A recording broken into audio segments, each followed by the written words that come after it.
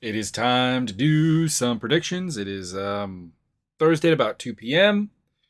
in the Eastern time zone, and a little bit late today, but let's get going here on the Josh Emmett versus Calvin Kattar card, as well as some KSW and some PFL action that is happening this.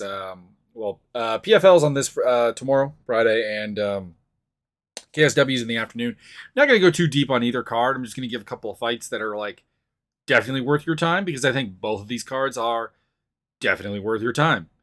And also, we'll talk about quickly what's going on in the MMA Twitter world and whatever. Biggest story right now in MMA, Twitter, social media, etc. is two things. I guess there are two, I would say, rather notable stories that are just not pertaining to this upcoming card. And I'll obviously talk about this upcoming card in great detail in a bit. But one is, of course, Dana White giving an interview. I forget with whom now. But when asked about Amanda Nunes, he talked about like how money makes fighters not hungry and led pretty much directly to her loss of the belt. That it's this self-serving narrative that not paying the fighters has dividends, essentially. That not paying fighters has pluses to it that lead to better fights, or it's good for their career, or whatever. And people will support this. There's obviously the famous Marvin Hagler statement of it's hard to get up and work when you're in silk pajamas, sort of thing. Here's the thing, though. With the exception of Conor McGregor, no one is making that kind of money.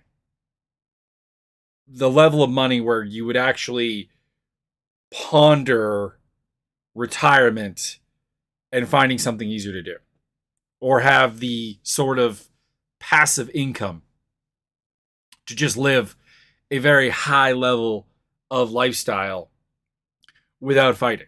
That's essentially just Conor McGregor. And the problem with Conor McGregor is not remotely related to hunger. Conor McGregor wants to fight. Conor McGregor, still by all accounts, is being a madman in the gym and so on. And when it comes to Amanda Nunes, we have to look at this as the fact that the way she lost to Pena isn't really something that has never happened before. If you watch her losses to particularly Kat Zingano and Sarah D'Alelio, there are similarities to that loss, where she seems to get tired, lethargic, sloppy, and so on. And even in the most recent fight she had with JDR, Jermaine Durandamine, you could see some of the same things. She still won that fight, but she had to resort to a lot more wrestling, and it was kind of low-pace grappling and so on. It was very lethargic. And the Felicia Spencer fight is another one where that comes into play. Now you could say, okay, those two are ones where she was getting paid. I suppose. But what about the losses that I mentioned before? The fact of the matter is that whatever it is about her, possibly weight cut related, because I know there's speculation and thoughts that the weight cutting procedure for women, due to the hormonal cycle that they are on, if we use the technical term, does lead to possible complications with weight cutting. And we see this with men too. Glover Teixeira has talked about how in his recent fight with Yuri Prochazka, now granted, he looked really, really good in the cage, and I don't think that it was a bad weight cut that led to the loss necessarily. But at the same time, the fact that he tapped out with very few seconds left and has spoken about vomiting before the fight, has spoken about the rough nature of the weight cut, feeling more tired than usual. These are all things that go into it. There is such a thing as a fighter just having an off night. And it happens for fighters that are not making a ton of money. And again, that's the thing is that, again, exclude Conor McGregor for a moment and realize that no UFC fighter makes the kind of money that we're referencing when we're talking about the situation that Marvin Hagler's talking about. So there is absolutely that and this is just self-serving. I don't want to say conspiracy theory because there is something to it, I suppose. But it wouldn't explain even the fact that we still have fighters on 10K. So there you go. It's like, here's your $20,000 for fighting and winning. Here, you'll maybe fight once more this year. You'll win that. Congratulations, you made 40 grand off of us, which is below the national average. And is like not exactly far away from poverty. It's not exactly far away from minimum wage work. But no. We're doing this for your benefit, because if we paid you any more, it would just destroy you as a fighter. Like, it's a ridiculous assertion. And then the other ridiculous assertion going around is Valentin Shevchenko doesn't want to rematch Tyler Santos.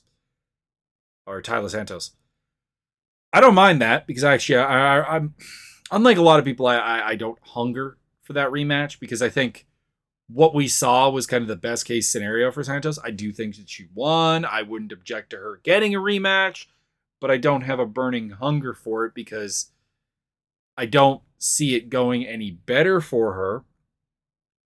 But at the same time, her counter proposal is like, I want to fight Miesha Tate. Yeah. That's kind of like Charles Oliveira going for the fight with Conor McGregor and having it for the title. And again, I've said this before. Charles Oliveira can fight Conor McGregor, but that shouldn't be for the title. Conor should not be, sporting-wise, in a title fight on the run that he's on. It's just all there is to it. You want the red panty night, go ahead, but you're forfeiting your place in the title line. Not for a tremendously long time, because obviously you get the job done, you beat Conor, you're kind of right back in there. But it shouldn't be for the title. And that's where like Michael Chandler's made that point as well. And then let's talk about KSW real quick. Now, if you don't watch KSW, I recommend you do. The fights tend to be pretty good. They're fun.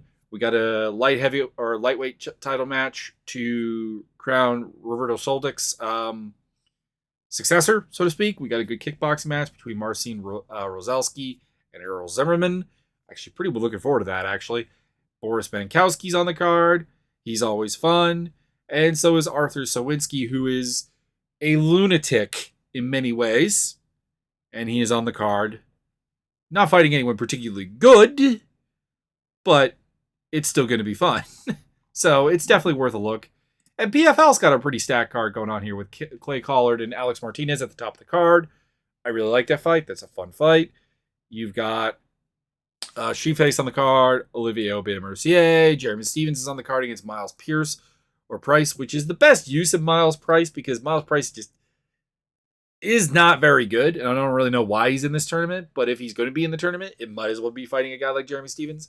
I'm really interested in Omari Akhmadov versus Theodorus at Stolkis, I think is how it said, Altstulis. Altstulis was one of my big prospects a while back. He's a judo guy out of Lithuania, and I had a lot of hope for him, and it hasn't really paid off. It hasn't really played out. It hasn't gotten the job done. So there's definitely, some weaknesses there, but he's still got some interesting things. And it's an interesting test of Akhmedov at 205, who's looked pretty good at 205. I also like the Natan Schulte versus Marcin Held fight. That's a good fight. Emiliano Sordi's on the card. And I'm really looking forward actually to Rob Wilkinson versus Victor Pesta, because I really like Victor Pesta at 205. He's a guy who fought in the UFC at heavyweight, was clearly not particularly big for the weight class, notably did get Ezekiel choke from bottom by Alexei Olenek, so there's definitely a peak for him, but he's at an actual gym now, which is something he wasn't really before. It was kind of like selling his services as a sparring partner. He's got a gym now. It's at Sanford MMA. He's looked good since he come down to 205. Let's have a quick look here. I want to say he's 3-1. And the losses to Omari Akhmadov. He beat Stefan Putz, who's a good fighter. He beat Ildemar Alcantara, who's not a great fighter, UFC veteran, a little bit long in the tooth, 39 years old, but still, that, I think that means something. And let's move on to the UFC card here, the Emmett versus Keator card. This is a really deep card. I mean, this card's first fight of the night is Cal Daukaus versus Roman Dolidze, which is actually very meaningful in the 185 division. in all seriousness. So I'm looking forward to it. Obviously, let's get it. That's deep. It's kind of weirdly structured because like you got Cody Stamann versus Eddie Wineland near the bottom of the card, but then like Gloria de Palma versus Mariana Oliveira and like Danny Chavez and Ricardo Hummels kind of high up on the card, and Jasmine Jasudavicius, who I really do like, and Natalie Silva kind of high on the card, but like that's the fight that doesn't really fit there. You got the Adrianyanas versus Tony Kelly fight, which is something people are looking forward to.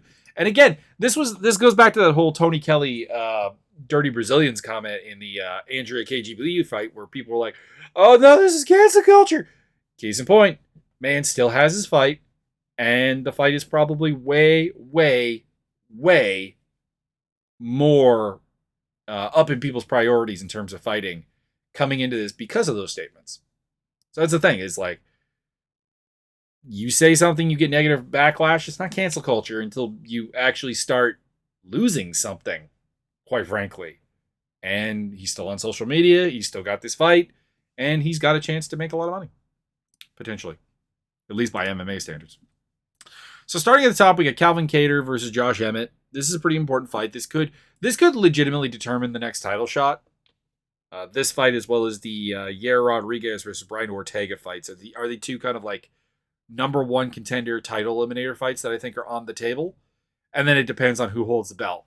Volkanovski or Holloway, because Keator and Rodriguez versus Holloway for the belt, not really happening, I wouldn't think. They both have lost to Holloway. It was pretty convincing in both cases. And then on the other side of the equation, Korean Zombie, really probably, or not Zombie, Ortega. I'm thinking Korean Zombie. Brian Ortega probably won't get a title shot off of a win against Yair Rodriguez because he's already lost that as well. So it's a good place to be if you're Josh Emmett, because as the only guy who is yet to fight Volkanovski and Holloway of this sort of quartet, he's in a position that if he wins this fight, I don't really see if there's anything really in the way of him getting a title shot. It would be probably pretty A-okay. He's number 8 in the Tapology rankings. Where is he in the UFC rankings, I guess, would be, of course, the question, because they're going to use their rankings versus more objective rankings, we'll put it that way. They've got Emmett listed at number 7. So he's the lowest of this group. Kattar's 4, Rodriguez 3, Ortega's 2.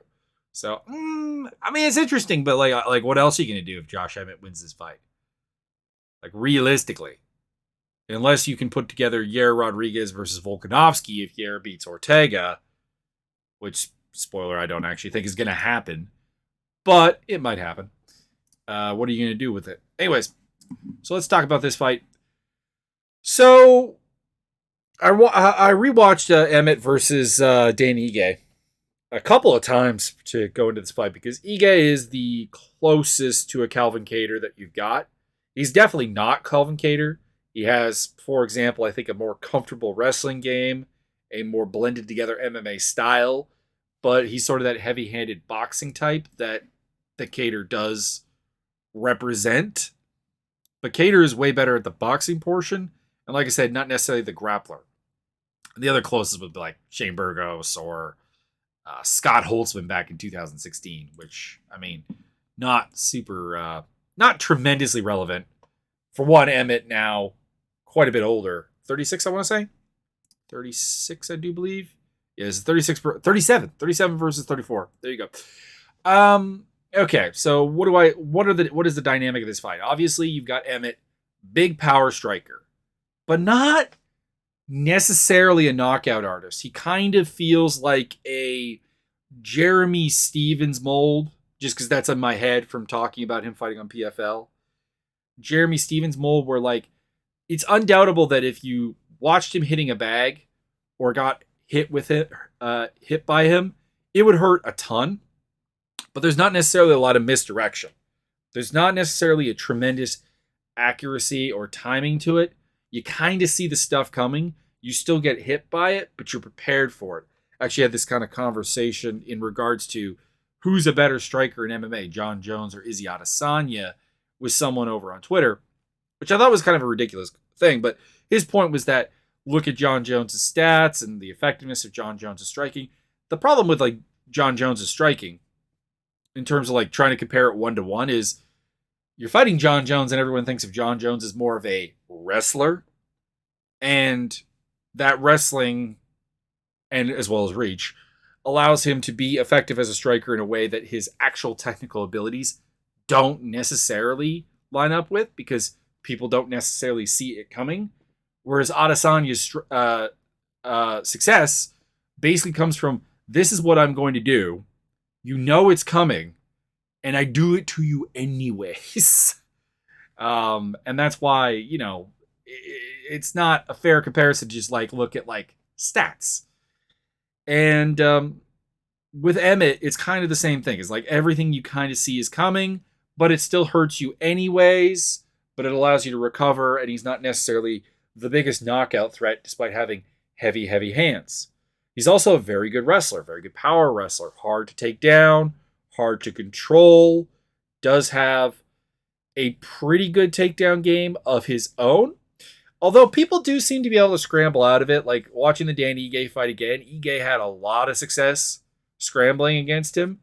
And if you compare that to, for example, Ige's most recent fight against Movsar Evloev, where that same success was just not really at all present, it's kind of one of those wins that I guess kind of ages poorly, just because we saw Ige go out there and kind of get the things that Emmett was trying to do to him done way better by Movsar Evloev.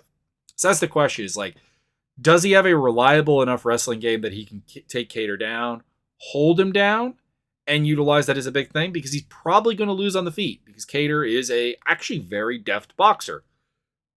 Obviously, if you watch him versus Max Holloway, you probably don't think quite the same, because he did get boxed up in that particular fight.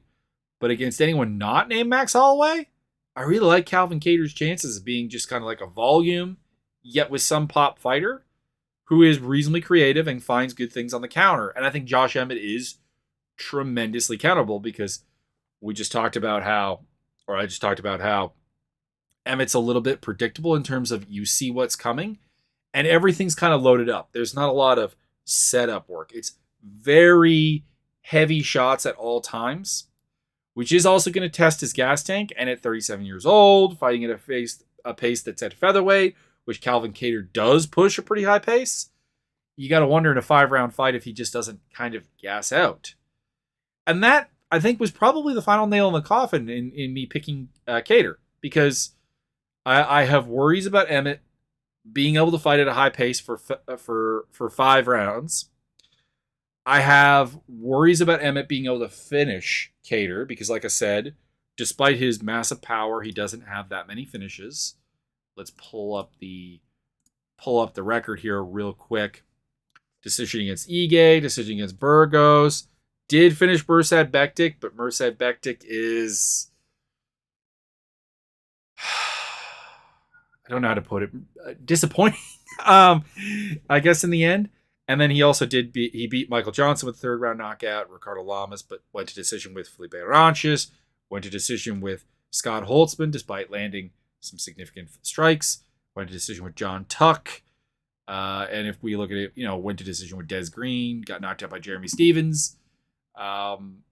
He doesn't have the greatest finishing record to him, and Keator was not even finished by Max Holloway. And I want to say he's never been finished. He does have a sub loss to James Jones back in 2008 at a Liga XC prime time.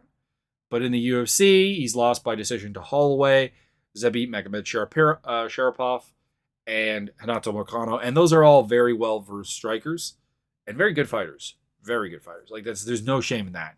He took Chikadze's power, he took Dan Ige's power, he took Jeremy Stevens' power, finished him, took Lamas' power, finished him.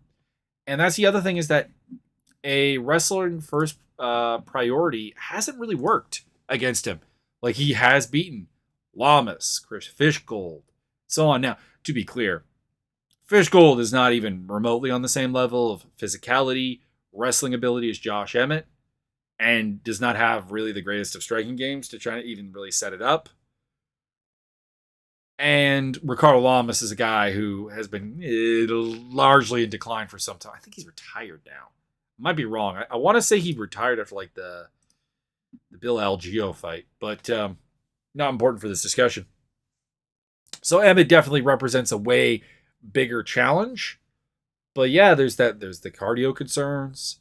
There's the concerns that he's going to be eating a fair number of counters because Keator is very good at that. And I'm picking Calvin Kattar. I'm not sure if it goes to decision, but you know what? I'm going to be bold. I'm going to predict like a 4th or 5th round stoppage here for Calvin Kattar.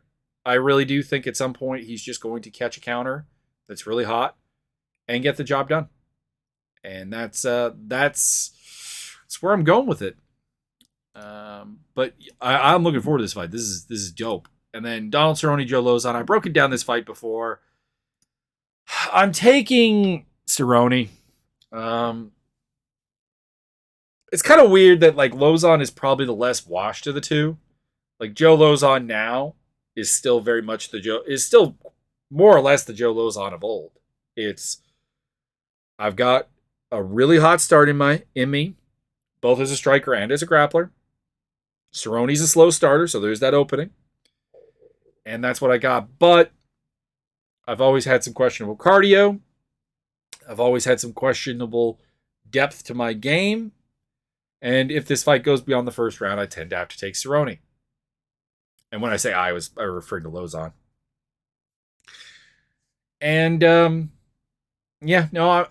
going with Cerrone. This is a fight that in their primes wouldn't have even been close, in my opinion. Cerrone's looked bad lately. I would like to see him retire.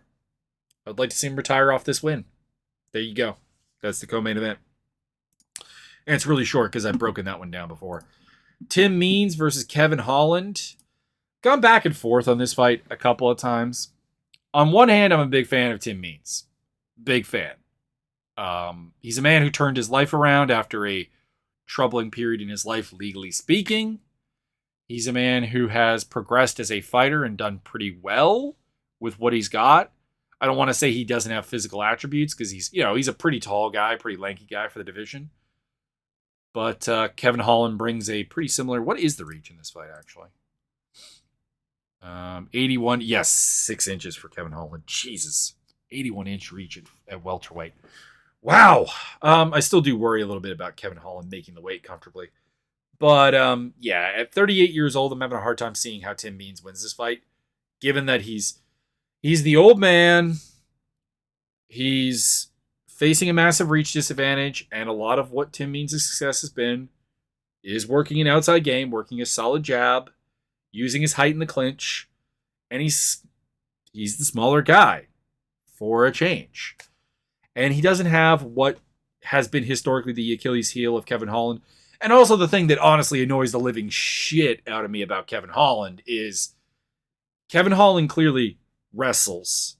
His offensive wrestling is actually fairly good, despite yelling about how wrestling is for pussies, as he does it. That used to be his gimmick in the UFC. I remember the Brendan Allen fight is a great example of that, where it's like he was yelling about, no, Brendan Allen's trying to take me down, he's a fucking pussy, and then he takes Brendan Allen. And that's it's I don't know. It's always frustrating to me that Kevin Holland's game does not involve defensive wrestling, and it seems like bizarrely by choice. I don't understand it. But Tim Means is not really a guy who's going to attack with that. He's not a super skilled top grappler. He's not a super dynamic wrestler. He doesn't have a great takedown game. That's not what has historically been his primary mode of attack. He's going to try to box, try to strike with Kevin Holland. Kevin Holland's a longer striker. He's more in his prime. Probably a little faster right now. Probably a little more powerful right now. going to probably get the better of the exchanges. And if he doesn't, he's the one that has the wrestling option in his back pocket. So I'm going with Kevin Holland. I'm gonna give Tim Means the respect that is deserved and say that it goes the distance. But it has to be said that this is a fight where I'm gonna be cheering against my pick. Minus 240 to plus 195, so Holland is the favorite.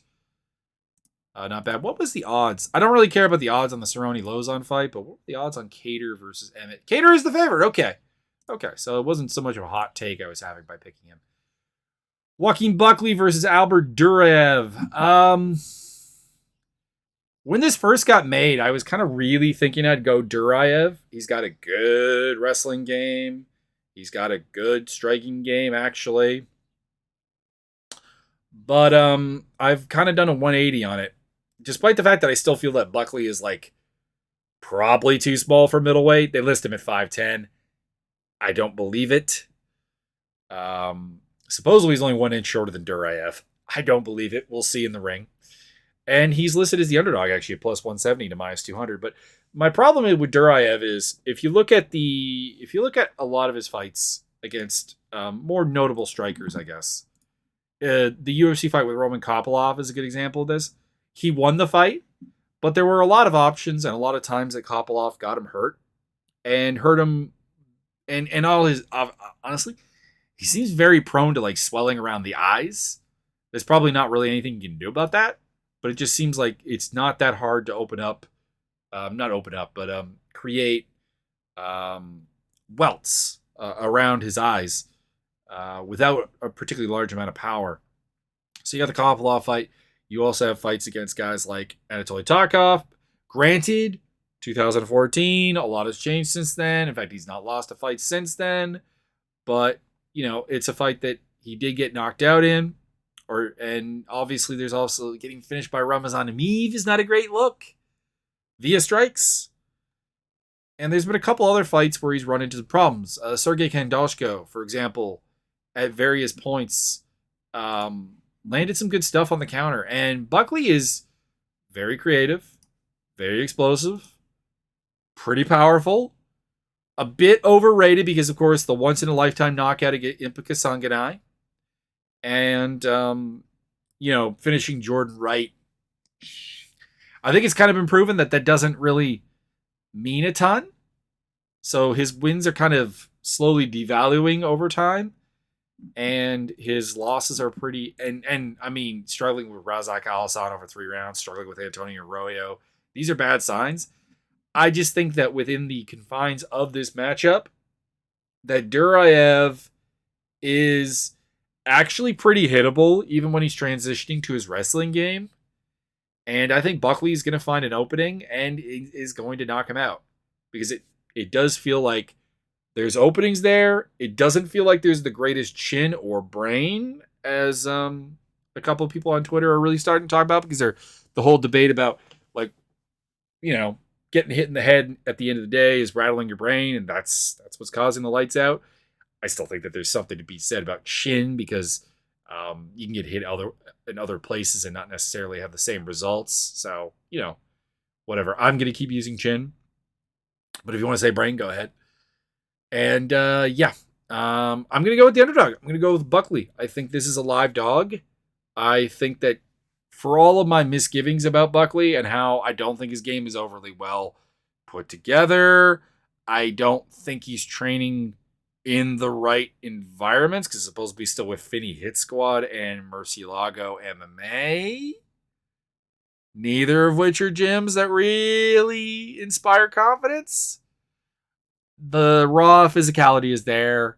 Durev has some limitations, I think, just physically. Like, I think he is a really, really good athlete, but I don't think he takes punishment well.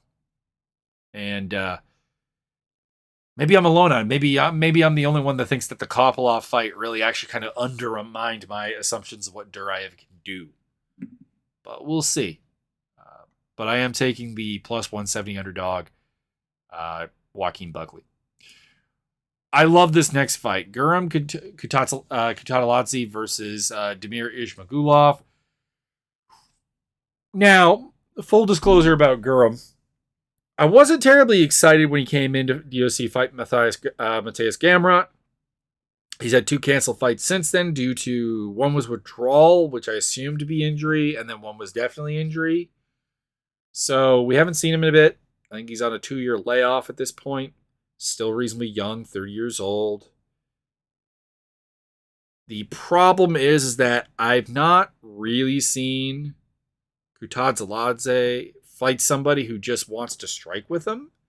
And that's the great mystery of this, is because despite the fact that Ismagulov definitely does have takedowns in his repertoire, does have that wrestling game that he can make work, he does like to strike. He likes to strike and basically kickbox most of the time. His wrestling only comes out when he thinks that there's a significant advantage to him doing it, or he's in trouble on the feet. And usually the former rather than the latter. That's why I'm leaning that direction. We'll see if I talk myself out of it here in the next little bit. He's also a minus 170 favorite, so I'm not alone. Kutateladze comes at plus 145. That's the thing, is like beating Matthias Gamrot looks really, really good. But Gamrot feels like almost a perfect stylistic matchup for Guram to get a big win, because he's not necessarily the greatest wrestler and control artist or the most physically imposing guy. So when he goes in there, you kind of know what's going to happen, and you can utilize your striking. And Kutateladze throws very, very hard and has good timing on counters when you're coming in to wrestle. That was the thing, is every time Gamrot would start to close to either force a pocket boxing exchange on him or to go for a wrestling game, Guram would clip him really hard. And Ismagulov doesn't have to do that because he has a reach advantage, 1. And 2, he has a much more nuanced outside striking game than what you would see from Gamrot. It's not nearly as nice of a stylistic matchup. So I am going to go with Ismagulov. I'm going to go by decision. I just think that there's a little bit more to him on the outside. I also trust his gas tank a little bit more. It's not that I've seen Kutateladze gas. It's that Kutateladze loads up on a lot of his strikes. And if we're assuming that he doesn't have a massive bar of cardio, if this is a Mortal Kombat fighting game style of thing, where you have I think it's Street Fighter that has it actually, where you have where you have the energy bar. It's just like way longer than Ismagulov's. Having that more power intensive style is going to drain him a little bit faster than Ismagulov. And I think Ismagulov throws a little bit more in volume. It's a little bit cleaner in technique in the sense that it's not loaded up all the time. And it's not going to be as draining. So I'm really looking forward to the fight. I definitely don't in any way think that Kutateladze has no way to win this fight. I think if it ends by finish, it's more likely to come from him, for example, because he throws with that power. But 2-year layoff, questions about how well he paces himself in a fight, questions about how he does with someone who actually has a good outside striking game. I cannot in good conscience go with him. So Ismagulov by decision. Julian Marquez versus Gregory Rodriguez. I'm taking Gregory Rodriguez. And he's actually a bigger favorite than I thought. He's minus 200 favorite. Here's the deal with Marquez for me. He has no structure to his game. And that didn't stop him from stopping Sam Alvey and Maki Pitolo and Darren Stewart. But those are also, well, with the exception of Stewart, those are also similarly kind of structureless fighters. Or not necessarily structureless, but structured in a way that isn't necessarily conditioned to win fights. Like Sam Alvey has a structure, but it's a dedicated counterpuncher with no way to really suck you into engaging with him, which admittedly Marquez did anyways, but not necessarily the physical attributes anymore, kind of faded. Maki Pitolo feels like a guy who just never really was UFC level. And Darren Stewart is just kind of a bully that if you can stand up to him in the clinch, he doesn't really have any answers for you. And those are the type of wins he has, whereas Rodriguez, I like his Thai striking. I like his grappling. I don't remotely believe that he's actually 30 years old. Get out of here with that. I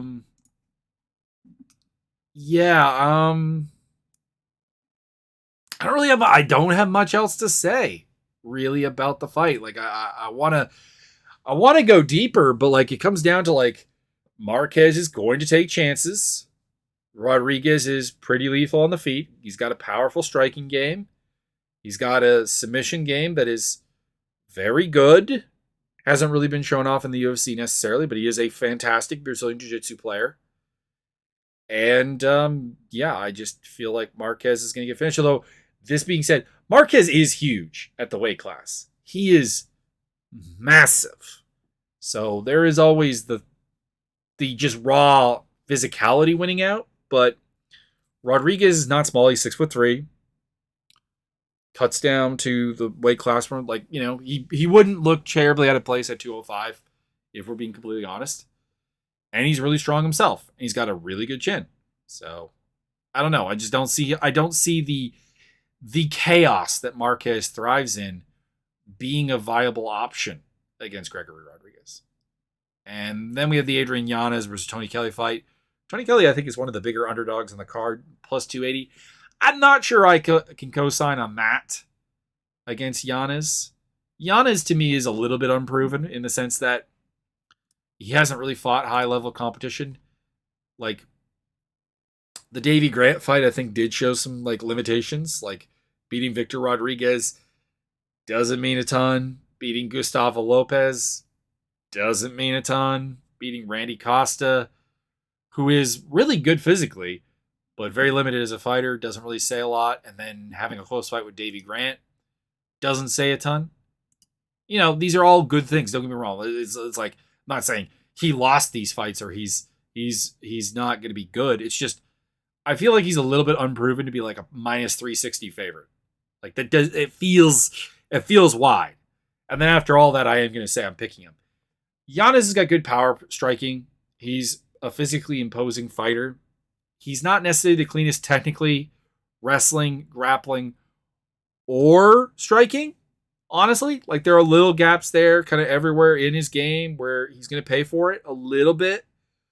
But Kelly does not have the type of power to finish people generally. Like Kelly's way of winning is going the distance, having cardio and volume striking. And himself is very defensively liable to getting absolutely smacked with a hard punch and to getting out wrestled. Not that I think Giannis is going to try and necessarily out wrestle him. I don't think that's his game. But with Kelly lacking a wrestling game to really impose upon Giannis, having defensive liabilities, and not being the guy who's more likely to actually hurt the opponent, you've got to go with Giannis. You've got to go with Giannis either winning a decision by just landing the better strikes, that big capital D damage, or by hurting Kelly at some point and either pounding him out or finishing him on the feet. I'm going to say decision because Kelly is supremely tough. I don't think he's been finished. Split decision loss to Kevin Aguilar. Decision loss to Kai Kamaka. Aguilar in particular actually has some decent power. Feels kind of similar to the fight coming up to this fight, actually. I think there are elements that I think are better about Aguilar, and there are elements that I think are worse about Aguilar than Giannis, but the fundamental heavy-handed approach is there.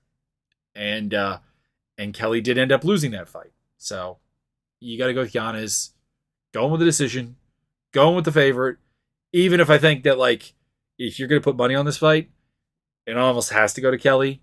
One, I mean, very seldom do I recommend betting on a 360 favorite. But two, I feel like those odds are quite a bit wide. Jasmine Jasudavicius versus Natalie Silva. I've not seen a lot of Natalie Silva. I was looking for her fights online. I found some quick stuff in Jungle Fight, like her arm lock victory over to Gabriela Marçal, but I didn't find much that is like terribly insightful. So I'm kind of stuck going off of record, and I don't really like doing that in like very little film. She doesn't seem that physically imposing. She does seem like she has a sneakily good submission game. She catches people with arm bars quite frequently. Jasudavicius does have a tendency to go to places where arm bars are possible, because she'll kind of take like top position and kind of just have her arms sort of available to possibly getting caught. So there is that possibility. But I got to go with the hometown, pick, the betting favorite. I think, minus 255. The person who I think has real physicality at strawweight. I don't think Silva does. I have to go with Jasmine Jasudavicius, even if it's not the most confident pick in the world, just because I've seen precious little of Silva. But everything I've seen kind of just leads up to like this sort of like opportunistic grappler type deal. And admittedly, I think I said largely the same things about she fought if not last week, the girl who just beat Myra Borello. Why am I blanking on her name? I'm annoyed by it, but Kearney Silva. Kind of said the same thing about Kearney Silva, and then she went out there and showed off a power striking game and like got the job done. But like, I think the key difference is like Kearney Silva really does have that plus physicality, where despite the fact that I think there are some fundamental hitches to her game that don't necessarily work and will limit her long term, she does have the raw physicality to do things. Whereas like with Silva, nothing about her seems like super impressive physically outside of like maybe dexterity and flexibility for catching arm bars and stuff. But like doesn't seem like that powerful, doesn't seem that fast. And that's, I think, kind of the key difference here is that with Silva, she can kind of fake it till you make it. Or with Kearney Silva, I should say, you can fake it till you make it. With Natalie Silva, I don't think that that's actually really in the cards. Jasudavicius, good outside striker. She's long for the weight class. I don't have an official reach on Silva, but I assume that the 68 inches of reach of Jasudavicius is going to be significant. We'll find out on the tail of the tape, I guess. She's got a good jab. She's got a good low kick game. Good range boxing, good kicking game. Strong, powerful, does have a pretty reasonable wrestling game of her own. I don't see her going to the ground if she doesn't need to. And winning the fight. Has Silva ever been finished? She went to decision with Marina Rodriguez, who admittedly weight class down. Also, I never realized that Marina Rodriguez was 35 years old. Wow. Marina Rodriguez went to decision there, so tough enough. Jasudavicius is not necessarily a finisher of fights against any kind of high-level competition. Like, she's won by decision. She's gone the distance her last 4 fights. She's gone the distance 5 out of her 8 career fights.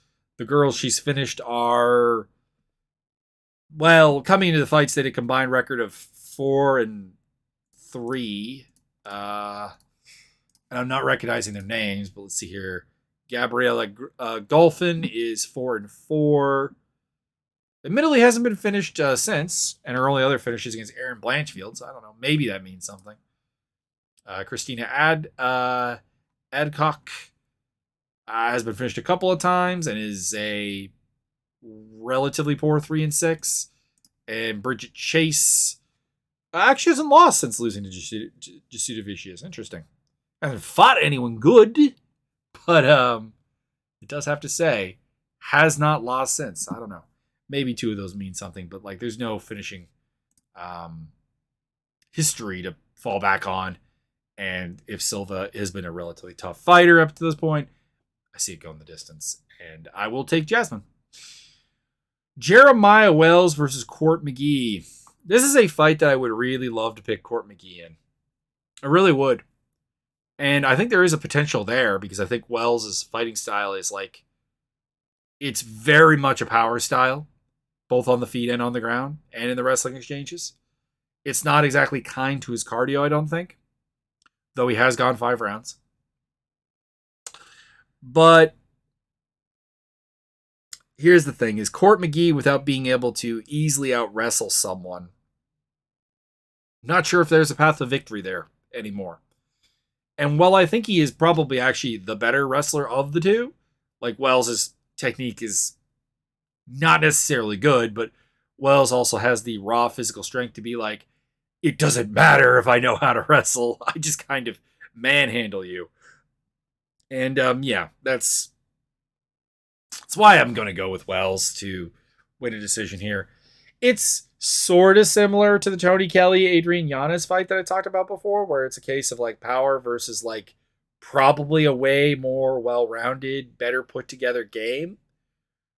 But I feel like Wells in the exchanges can hurt McGee, probably can put McGee on his back somewhat, although that's a dangerous place to be because McGee actually does have pretty good submissions. I'll be cheering for Court McGee all the way, but it does just feel like physically Wells has a little bit too much for him. Probably picks up a decision win here.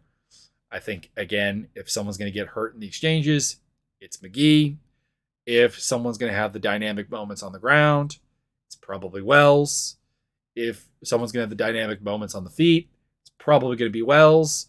And that capital D damage, I think, maybe will carry the day. Donnie Chavez versus Ricardo Hummels. I really like Danny Chavez. He's a well put together nuts and bolts game. But I think that at featherweight, at 35 years of age, he's a little bit too old to be taken tremendously seriously in a lot of UFC fights. And there just is a lacking air of dynamicism and danger to his game. Like, he does everything kind of pretty well. From the outside, he'll land good leg kicks. He's got good boxing. He can strike in the pocket. He can do some clinch work. He can wrestle. He can grapple. He can defend pretty much everywhere. Actually, like I said, very well put together game. But Hummels is a stud. Hummels is like physically ridiculous. He's got a 72-inch reach. This could be a 5-inch reach advantage per Tapology. He's going to be the longer fighter, essentially. He's got himself a very good outside kickboxing game. He doesn't strike in the pocket very well, so like if Chavez has a place where he can win this fight, it's by forcing more or less a kind of like phone booth-ish style close-range boxing match without clinching, because if he clinches, Hummels has a good clinch takedown game, also is willing to pull guard, has a dynamic and destructive submission game, and I do think that Hummels is probably going to get the submission win here at some point. Like, Hummels' heat has kind of cooled off a little bit by losing to Zubair to Kugov and to Lerone Murphy, but I think both of those guys are like super overlooked destroyers of worlds. Tukugov is physically ridiculous. Murphy has tremendous physicality and like a real good knack for hurting people and getting the job done. But like, this feels much more like Ramos' win over like Bill Algeo or Journey Newsom, but with a not as physical as Journey Newsom fighter in Danny Chavez, and not as hard to finish fighter as Bill Algeo, in a nutshell. Bill Algeo is a really hard guy to finish on the ground.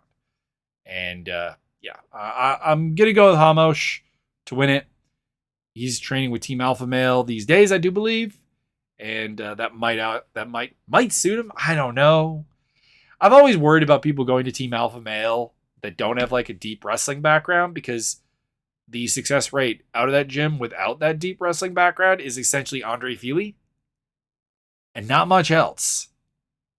So, I don't know. Mixed feelings on that. Gloria De Palma versus Mariana Oliveira. I am going with De Palma, or with De Paula here.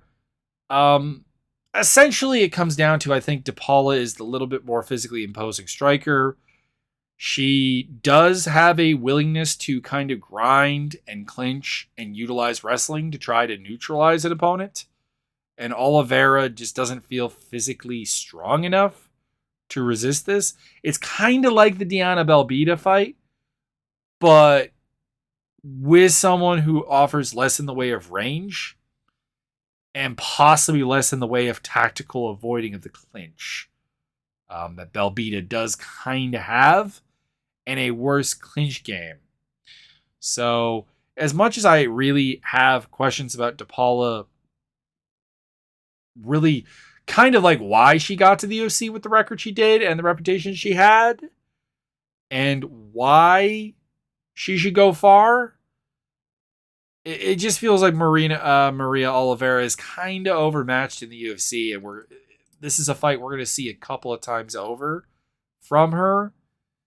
It's kind of what Tabitha Ricci did to her, but with more of a striking emphasis than the grappling emphasis that Ricci brings. So I'm open to being proven completely wrong. Oliveira is a young fighter who does have a lot of fights under her belt, like 17 fights at the age of 25 years old. It's a lot.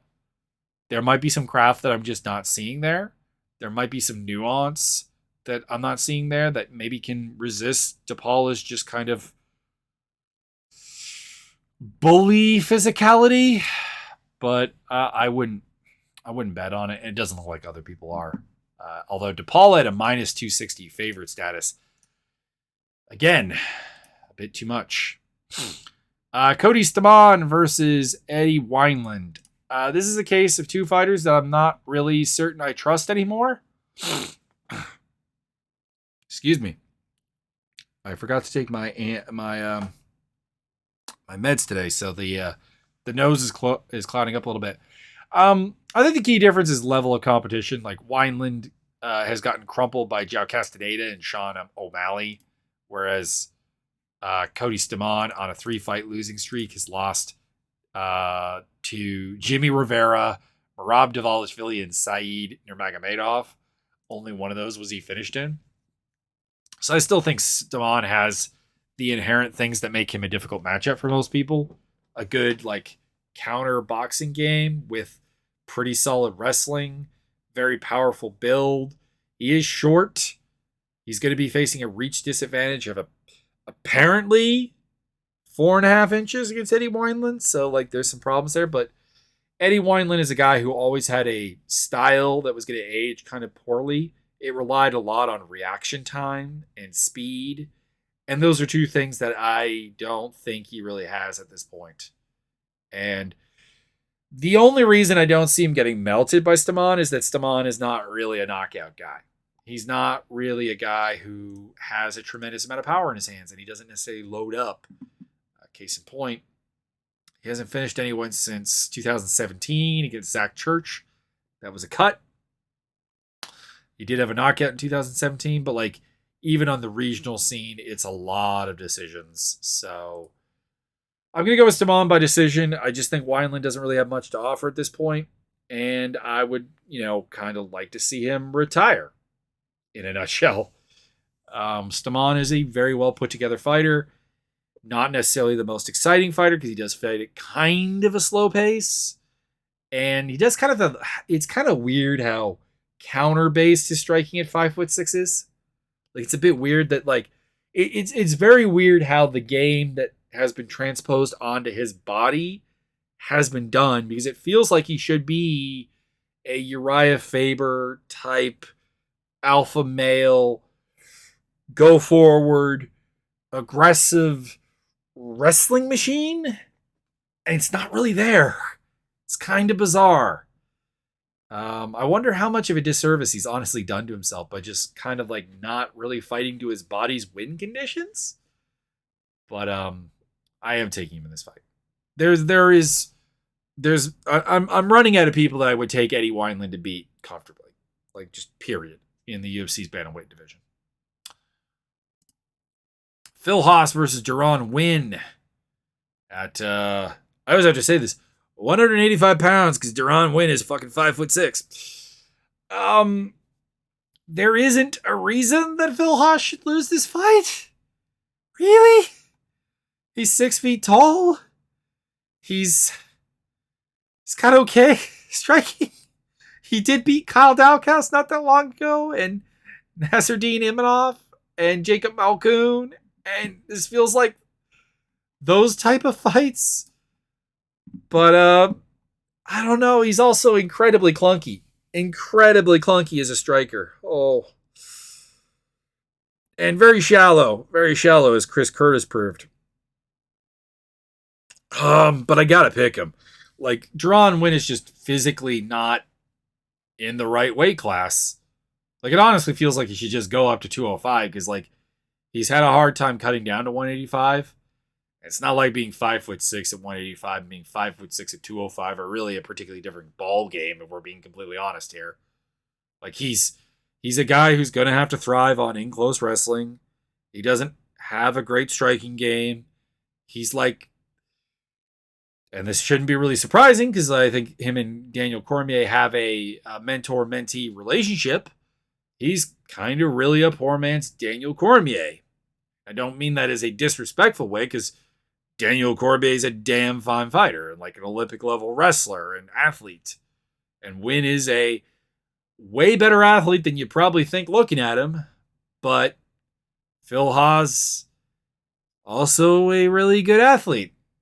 And it just feels a lot like how Kyle Dalkaus and Jacob Malkoun were unable to physically impose a wrestling game on Haas. It shouldn't really happen here. And I'm going with them. But this is a freak show fight in a way that you usually don't see freak show fights. I guess. So, Haas over Win. Decision. Dalkaus versus Roman Dolidze. Dalkaus is a fairly decent favorite. I think he should win this fight. I think this fight is kind of weird because, honestly, Dalkaus is coming off a win over Jamie Pickett. Before that, he was booked against, and that was a late replacement for fighting Julian Marquez. They were booked to fight Dolidze before, but like, it's kind of weird how his career beating Kevin Holland till an accidental headbutt made it a no contest hasn't really led to going up in the world. It's kind of just stuck. Dolidze was a late replacement for a rematch with Holland, for example. It feels like he should have gone somewhere up, and it really hasn't happened. He's had a well put together game. He's a dangerous grappler, as the Darce Knight nickname would suggest. He's got a pretty well put together wrestling game. He's got a good stature. Dolidze is admittedly a very powerful guy. He is the guy who fought Lariana Staropoli and just basically, like, without even really like technique particularly, just like kind of held him in the clinch the whole time with a rear waist cinch and kneed him in the back of the legs. And to be honest, I kind of respect being that boring. But I don't know. There's not like I'm not really sure what Dolidze is even supposed to be particularly good at. I've never really bought him as a particularly good kickboxer. I've never bought him as a particularly good wrestler. I've never bought him as a particularly good submission guy. He's just kind of physically strong. And admittedly, you could say that kind of describes the Dalkaus versus Phil Haas fight to a certain degree. But Phil Haas, I think, has a higher level of athleticism and actually a really deep reservoir of wrestling talent. I just see like Dolidze being willing to clinch with Dalkaus, and Dalkaus getting him down at some point, probably working for a submission, possibly doing his thing. Has Dolidze been submitted? He's 9-1, so I'm going to assume the answer is no. But yeah, lost to Trevin Giles. This fight does feel more like Trevin Giles than any of his other opponents. And I don't know if I'm going to pick a submission just because he's not been submitted before. He's not even been like particularly close. Like, he hasn't been threatened even really before. But you know what? I'm feeling kind of anti-Dolidze. There's some stories about his personal life that it just doesn't feel right. doesn't feel doesn't feel good, put it that way. And as a result, I am going to sort of gamble on the idea that Dalkaus just finishes him. But for an opener fight, this is tremendously relevant. It's not relevant to the UFC rankings, I don't think, but like Tapology's got both of them in the top 50. Is Dalkaus ranked at middleweight? No, he's not. They still have Edmund Shabazian in there. Why? What has Shabazian done that really ever got him a ranking? Sorry, I need to go and look at like Shabazian's record here for like a hot second. So came into the UFC, beat Darren Stewart, beat I don't even remember his first name. That's how unimpressive he was. Bird. Beat Jack Marshman. I guess he beat Tavares. I guess that still holds weight. But yeah, losses to Brunson, Hermanson, and Imanov. Really probably should get you out of there. Anyways, that's the fight card. Looking forward to it. Check out PFL. Check out KSW if you want. I keep saying this. The way to probably at some point even make a difference in fighter pay is just to like watch other MMA and like prove that there can be a competitive market, because I've kind of said this, is that partially because of how the UFC does business, partially because of how fighters view things, and how some of them are honestly their own worst enemy when it comes to pay, and how the managers aren't honestly really all that incentivized to actually go up against the UFC on anything, because let's face it, the managers that the UFC does business with predominantly are making good money. So why rock the boat? You're not going to get a fighters union. So the only way is to like make it a fruitful ground, make other places financially viable. And as much as I have some serious misgivings about PFL's executive class, effectively, they're putting on good fights right now, and the $1 million tournament is a way for fighters to get paid. So, keep it going. And KSW is an excellent form for European MMA, and you also get to scout the stars of the futures, the next Matthias Gamrot and so on, to move up and maybe be in the UFC and making noise. So that is the episode for today. Check me out on Twitter, on Facebook, and on Discord. Everything is below. This podcast is also available on YouTube, Spotify, and Anchor, as well as Acast. Whatever your poison of choice is, check it out. And admittedly, Acast is a bit of a weird one. That might be discontinued at some point. But yeah, for now, it's there. You might as well give it a listen.